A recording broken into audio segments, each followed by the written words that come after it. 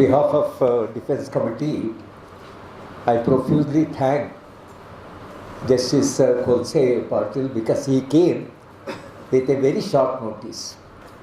Just 2-3 days back, I spoke to him, and actually he is scheduled to go to Bhid for a Bharat Jodo Padayatra tomorrow. And he has to leave around 4:30 or 5 early morning and catch his flight. And once I mentioned Sai Baba's name, Sir has very readily agreed to come and release this book. Because last time when he came for the PDSU meeting as a chief guest, after he left, I just mentioned Sai Baba is in the hospital. He was so sad, and he said, I miss Sai Baba. If I had known that he is in hospital, I would have definitely made a point to go and meet Sai Baba and leave Hyderabad. And only after 2-3 days, Sai Baba passed away. So that is the respect that he had for Sai Baba. Because of that respect and for the work that Sai Baba has done, because of that respect, Justice Kholse Patil is with us. And you heard him today that his courage to speak about the contemporary politics is just amazing. Perhaps he is one of the rarest persons now in India who is so courageously speaking. And he, in fact, even earlier when we invited him to our All India Forum for Right to Education, in the public meeting he said, what is that the government can do? They can jail me, they can beat me up, they can kill me, I am prepared for it.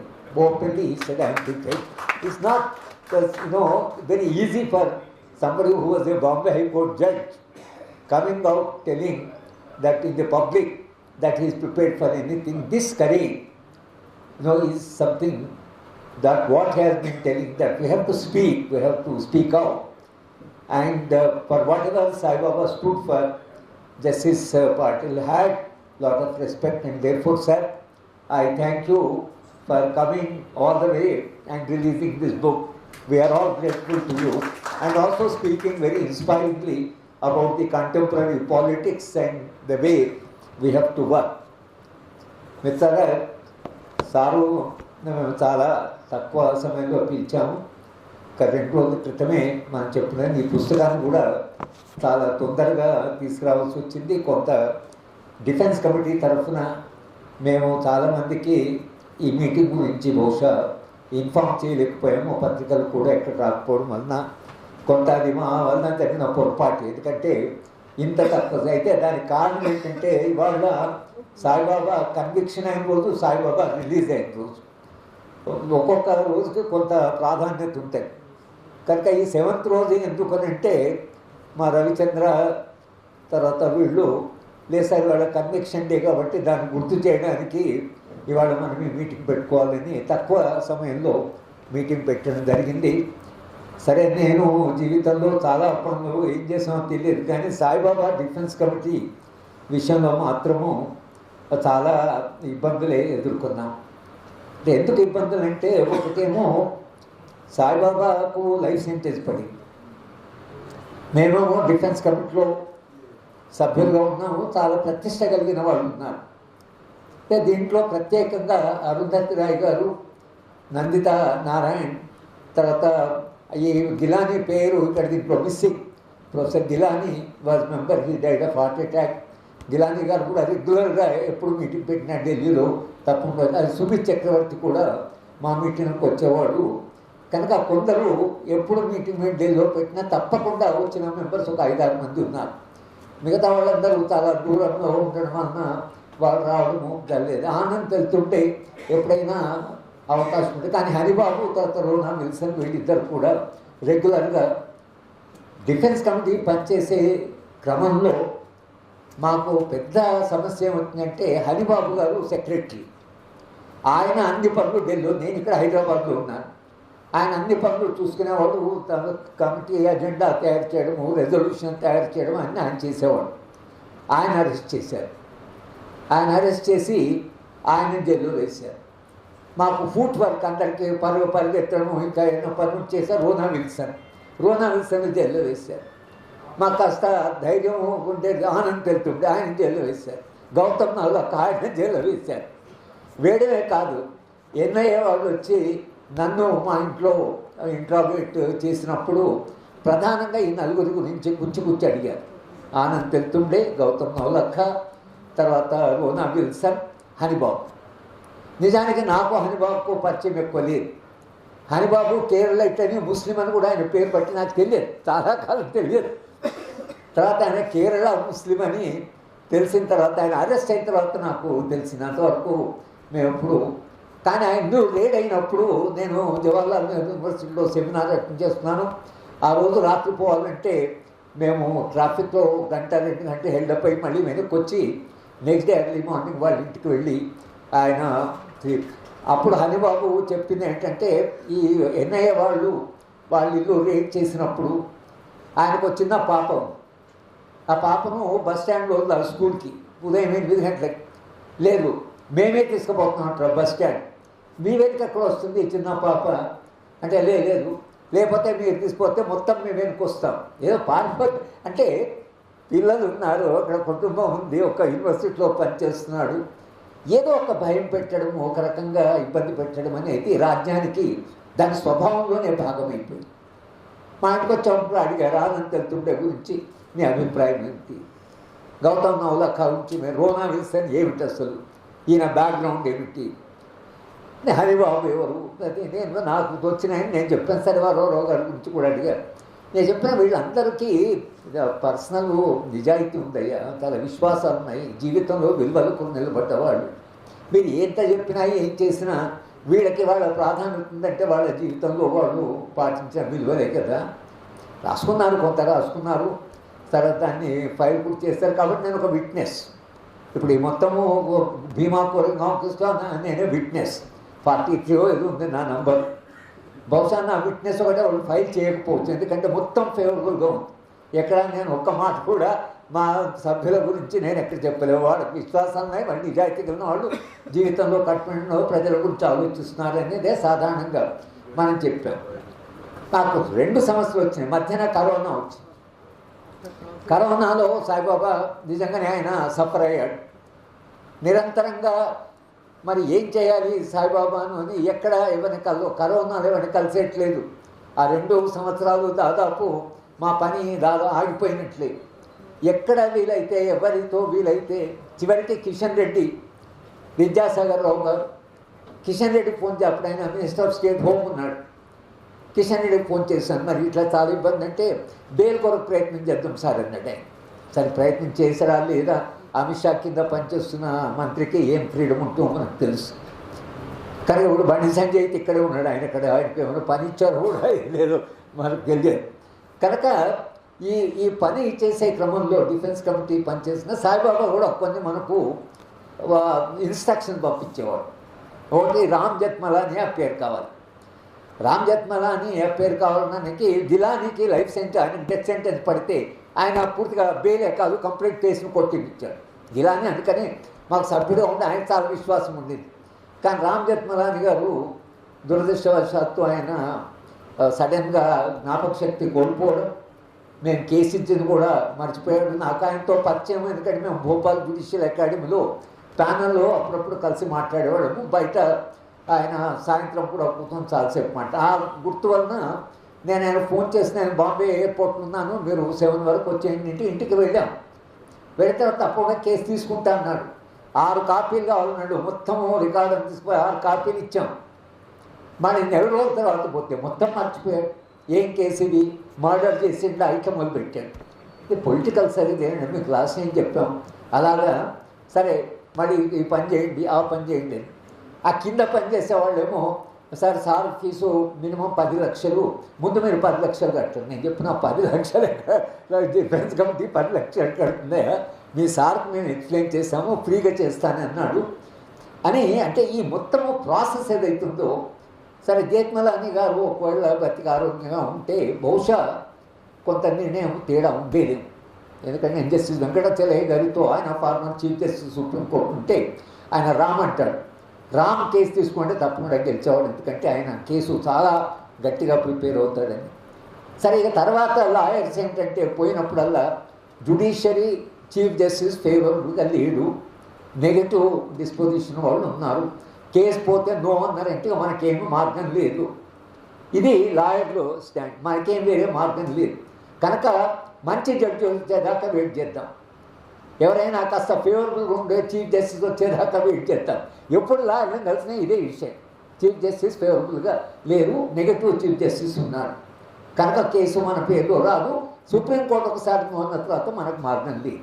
ఇది నిరంతరంగా ఆ రోజు. కానీ justice చంద్రచూడ్ని చూసాం మనం. Justice Chandrachud భీమా కోరేగాంతో decent రాసినవాడు.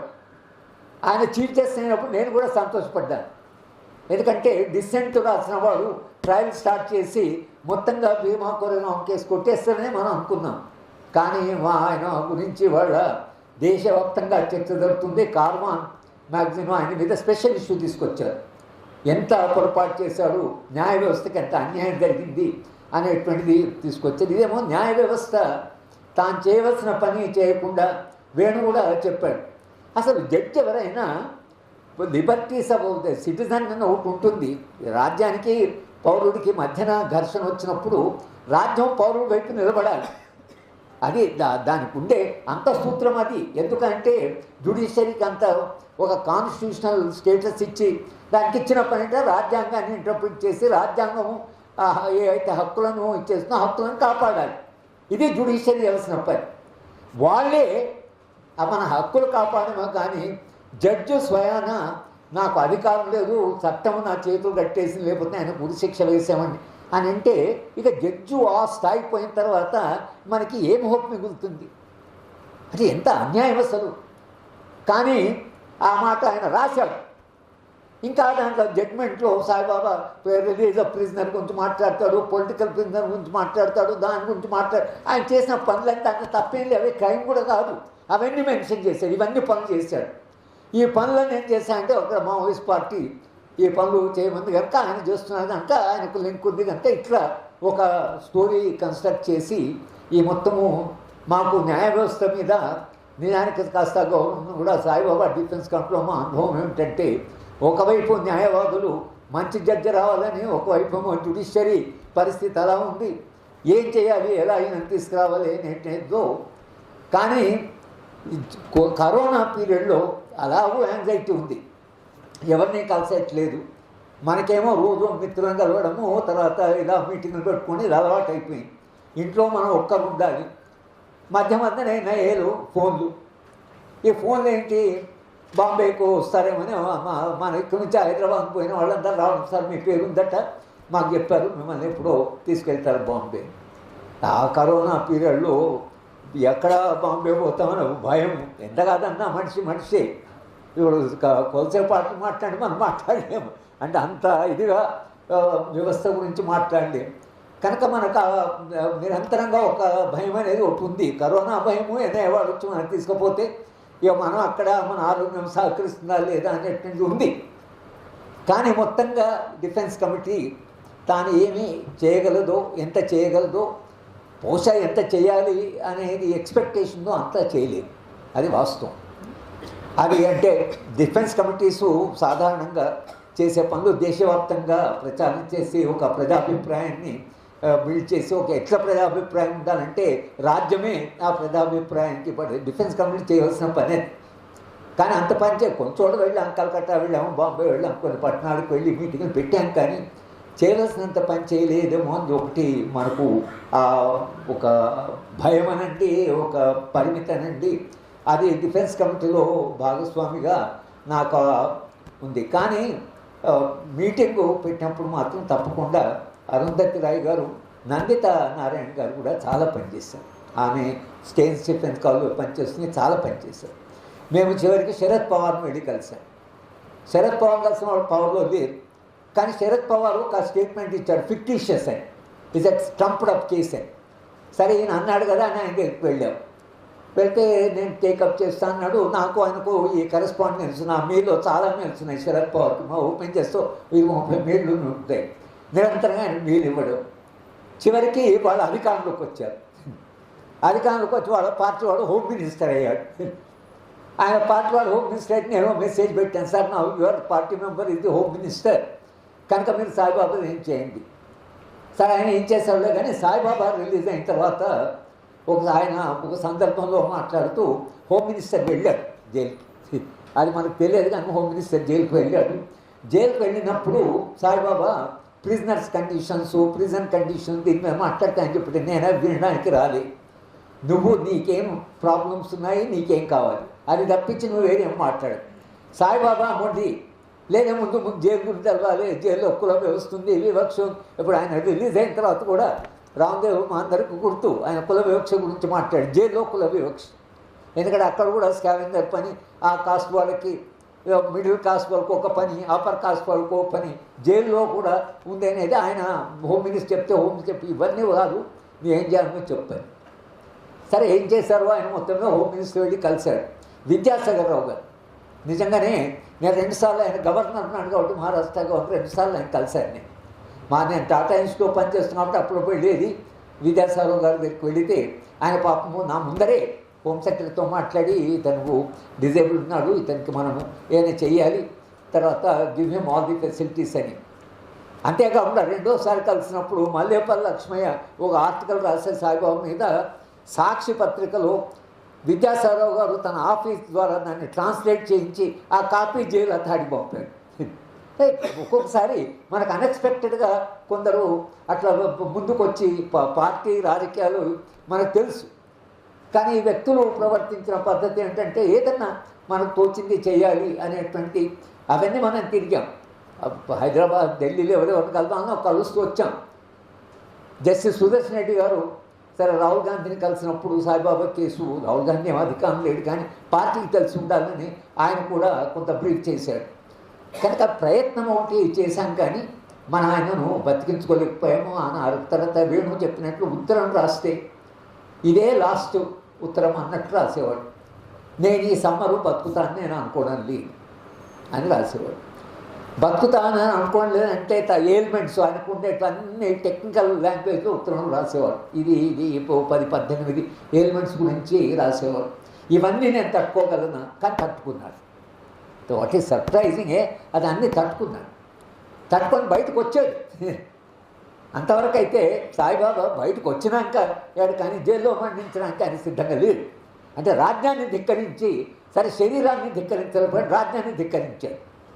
శరీరం సహకరించలేదు కాబట్టి ఆయన మన మధ్యన లేడు. కానీ అందరూ చెప్పినట్లుగా సాయిబాబా ఆయన జీవితము, ఆయన జీవితంలో చేసిన కృషి, ఆయన ధైర్యము, ఆయన తనకు తాను పోరాటం చేస్తూ వ్యవస్థతో పోరాటం చేస్తూ ఆయన రాసిన రచనలు కానీ, ఆయన రాసిన పోయిటరీ కానీ, ఆయన ఆలోచనలు కానీ, ఆయన జీవితం కానీ ఇవి తప్పకుండా వచ్చే తరాలు కూడా చాలా స్ఫూర్తిదాయకంగా ఉంటాయి అనేటువంటి ఈ పుస్తకం కూడా ఆ దాంట్లో భాగంగా ఇవన్నీ రాసిన వ్యాసాలు తెలుగులో చాలా మంది చాలా లోతైన వ్యాసాలు రాశారు. ఆ వ్యాసాలన్నీ కూడా ఇంగ్లీషు వాళ్ళకి మొత్తం దేశవ్యాప్తంగా అందరికీ అందుబాటులో ఉండాలని వాటిని ట్రాన్స్లేట్ చేయడం జరిగింది. ఈ పుస్తకాన్ని అందరూ చదవాలి. చాలా మంచి వ్యాసాలు ఉన్నాయి, తర్వాత చాలా లోతైన వ్యాసాలు ఉన్నాయి, కొన్ని తాత్వికమైనటువంటి సమస్యలు రేజ్ చేసిన వ్యాసాలు ఉన్నాయి. కనుక ఈ పుస్తకాన్ని అందరూ చదవాలి. చదవడం కాదు, అందరి చేత చదివించే ప్రయత్నం కూడా మీరు చేయాలని డిఫెన్స్ కమిటీతో కోరుతూ నేను సరే ఎక్కువసేపు మాట్లాడడానికి టైం కూడా లేదు, మాట్లాడవలసింది మాట్లాడారు. Again sir I thank you very much for coming all the way from చాలా ఇబ్బంది పడుతూ రావడము వచ్చి మనకు చాలా you gave a very inspiring lecture, gave a sense of courage to the house. Your courage is also reassuring that there are still people who can speak in the system. Sir జడ్జిగా ఉన్నాడు కదా, Bombay high court జడ్జిగా ఉండి కూడా justice ఏం మాట్లాడాలి ఆయన. When judge was there justice, బయటకు వచ్చిన తర్వాత కూడా న్యాయం అంటే ఆయనకు అర్థమైన న్యాయం ఏదో సమాజంలో సమానత్వ భావన, డిగ్నిటీ, రాజ్యాంగం ఉండే విలువలే. కానీ ఆ విలువల్ని ఆయన వాళ్ళ సమాజంలో ధైర్యంగా మాట్లాడుతూ అందరికీ ఒక రకమైనటువంటి విశ్వాసాన్ని కల్పిస్తున్న జస్టిస్ ఖోల్సే పాటిల్ గారికి ధన్యవాదాలు చెప్తూ నేను సెలవు తీసుకున్నాను.